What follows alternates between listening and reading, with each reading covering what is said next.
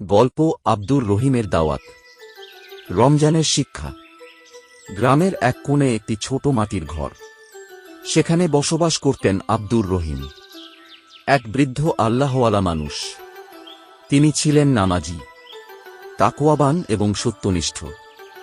জীবনের শেষ প্রান্তে এসেও তিনি ইসলাম প্রচারের কাজ চালিয়ে যাচ্ছিলেন। গ্রামের লোকেরা তাকে সম্মান করত, তবে তার উপদেশের প্রতি অনেকেই গাফিলতি করত। আর তার একটা গাভী ছিল, যাকে তিনি অনেক যত্ন করতেন এবং মাঠে নিয়ে যেতেন। ঘাস খাওয়াতেন, তিনি গাভীটাকে অনেক ভালোবাসতেন।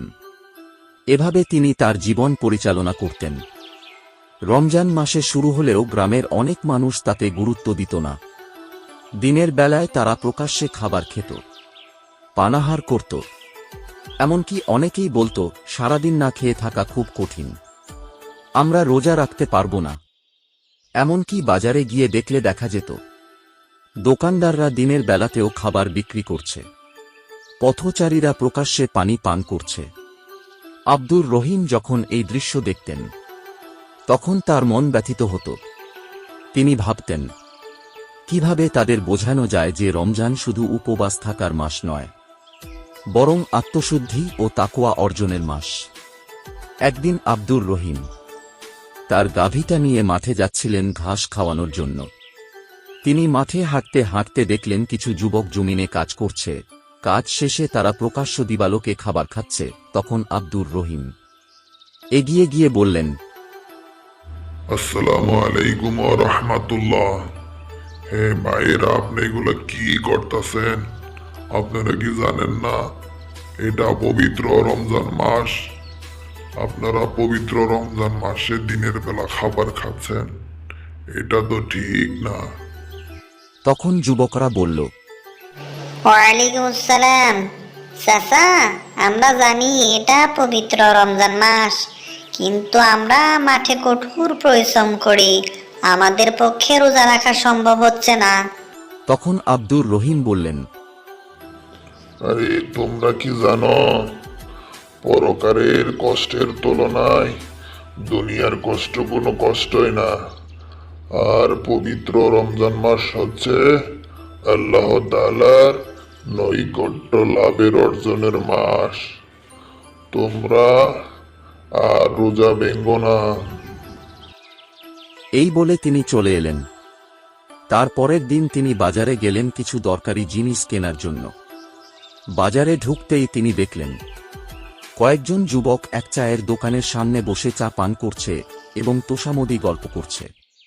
আব্দুর রহিম ধীরে ধীরে তাদের দিকে এগিয়ে গেলেন। এক যুবক হাসি মুখে বলল, আরে চাচা, যে চাচার মুখটা তো একবারে শুকিয়ে গেছে। চাচা, আসুন বসুন আমাদের সাথে, এক কাপ চা খান। আপনার মুখটা তো একদম শুকিয়ে গেছে। কি ব্যাপার চাচা, মনে হয় আপনি রোজা রাখছেন, তাই না? আরে চাচা, এই বসেও কি রোজা করতে হয়? আসুন আমাদের সাথে বসুন। তখন তিনি মৃদু হেসে বললেন, আরে বেটা, তোমরা কি জানো আজকের দিনটা কত পবিত্র?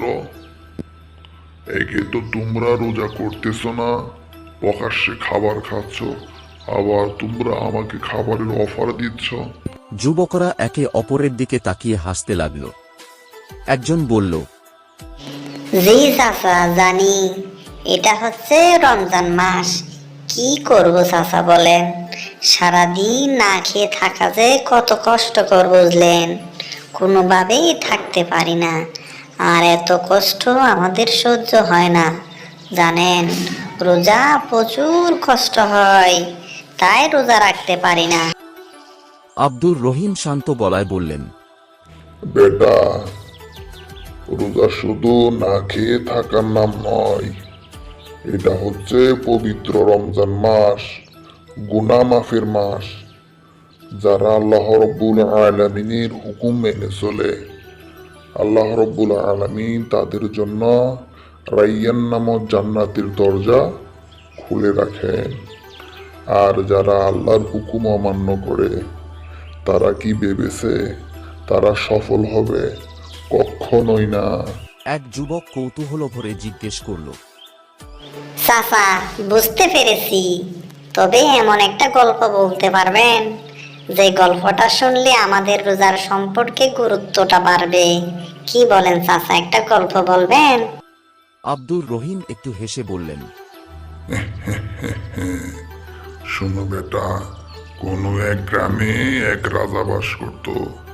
রাজা তার প্রজাদেরকে হুকুম দিলেন, যারা আমার আদেশ 1 মাস পুঙ্খানুরূপে পালন করবে তাদের জন্য আমার তরফ থেকে একটা সেরা পুরস্কার আছে। এই কথা শুনে অনেক প্রজারা বলল, আমরা এত কষ্ট করতে পারবো না, আমাদের কষ্ট সহ্য হয় না, রাজা কি আমাদের পুরস্কার দিবেন?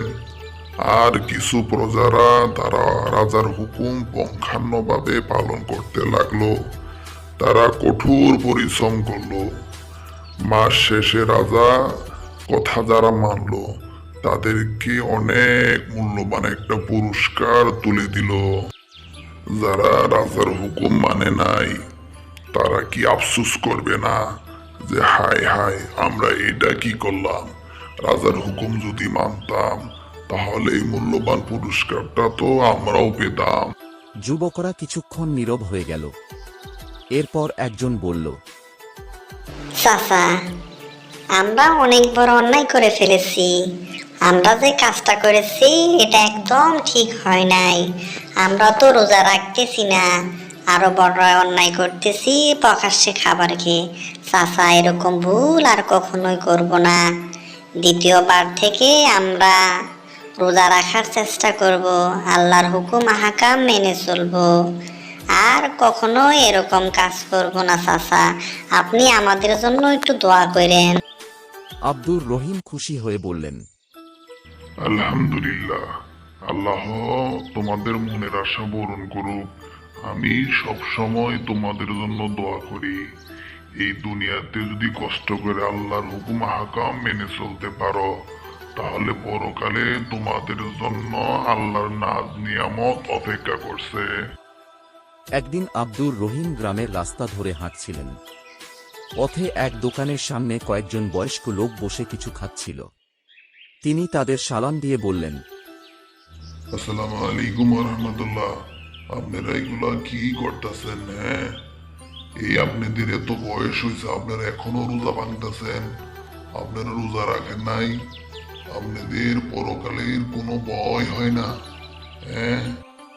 এক বৃদ্ধ বললেন, আরে আরে, আব্দুর রহিম চাচা যে, চাচা আর বললেন না, আমাদের পেটে প্রচুর গ্যাস, বুঝলেন? এই গ্যাসের কারণেই আমরা রোজা রাখতে পারি না, অনেক কষ্ট হয়। এই রোজা রাখলে গ্যাসে আরো বেশি ঝামেলা করে, তাই আমরা রোজা রাখছি না, বুঝলেন? আব্দুর রহিম মৃদু হেসে বললেন, আরে চাচা, আপনারা এগুলো কি বলেন? যদি আপনারা সত্যি বৃদ্ধ হন এবং আপনাদের রোজা রাখতে অক্ষম হন তাহলে আপনারা ফিদিয়া দিতে পারেন এবং আল্লাহর কাছে বেশি বেশি ক্ষমা চান। কখনো এরকম কথা বলবেন না যে আমাদের বয়স হয়ে গেছে, আমরা অক্ষম, পারতেছি না, কারণ কখন মৃত্যু চলে আসবে কেউ জানে না। এই বৃদ্ধ আবেগে আপ্লুত হয়ে বললেন, রহিম চাচা, আপনার কথা হই না আমাদের মন পরিবর্তন হইয়া গেছে। আমরা সামনে আর কখনো রোজা ভাঙবো না, আল্লাহর কাছে ক্ষমা চাবো এবং বাকি দিনগুলা রোজা রাখবো। এইভাবে আব্দুর রহিম প্রতিদিন মানুষকে রমজানের গুরুত্ব বোঝাতেন। বাজারে, রাস্তায়, মাঠে, মসজিদের সামনে, এমনকি তার নিজের ঘরেও যারা আসত তাদেরকেও উপদেশ দিতেন। তার ধৈর্য, ভালোবাসা এবং উপদেশের ফলে ধীরে ধীরে পুরো গ্রামে পরিবর্তন আসতে শুরু করল। অনেকেই প্রকাশ্যে খাওয়া বন্ধ করল, নামাজ পড়তে শুরু করল এবং সবচেয়ে বড় কথা, রমজানের প্রতি তাদের আগ্রহ তৈরি হল।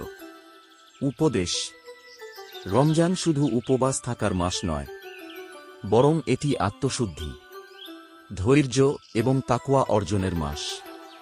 আল্লাহ আমাদের এই মাস দিয়েছেন যেন আমরা তাঁর রহমত, মাগফিরাত ও নাজাত লাভ করতে পারি।